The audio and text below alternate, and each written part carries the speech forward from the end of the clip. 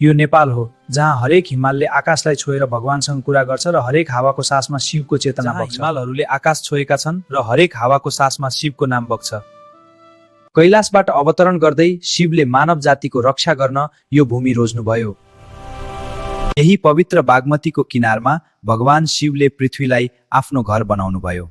उहाँले आफूलाई लुकाउन एक साधारण गौको रूप लिनुभयो। देवताहरूले शिवलाई खोज्न थाले।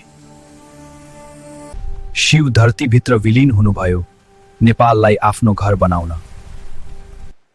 तर उहाँको दिव्य सिंह बाहिर रह्यो, शिवको चिन्ह। त्यही सिंह आज पशुपतिनाथ बन्यो। पशुपतिनाथको 4 मुखको मतलब सृष्टि, संरक्षण, विनाश र मोक्ष हो भनेर बुझिन्छ। यहाँ राजादेखि साधुसम्म सबै शिवको शरणमा छन्। यहाँ मृत्यु पनि भय होइन, यहाँ मृत्यु मुक्ति हो भन्ने मानिन्छ। शेषनाग र वासुकी आज पनि यस क्षेत्रको रक्षा गर्ने मान्यता छ। यो स्थान साधारण भूमि होइन, यो ब्रह्माण्डीय र स्वर्गको द्वार हो। यहाँ विज्ञान पनि शिवको शक्ति अगाडि नतमस्तक हुन्छ।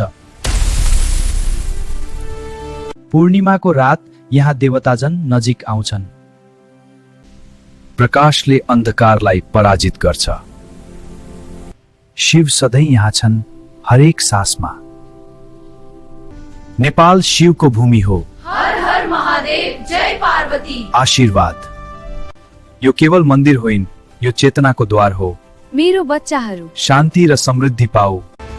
पशुपतिनाथ, जहाँ आत्मा अनन्ततामा विलीन हुन्छ। हर हर महादेव।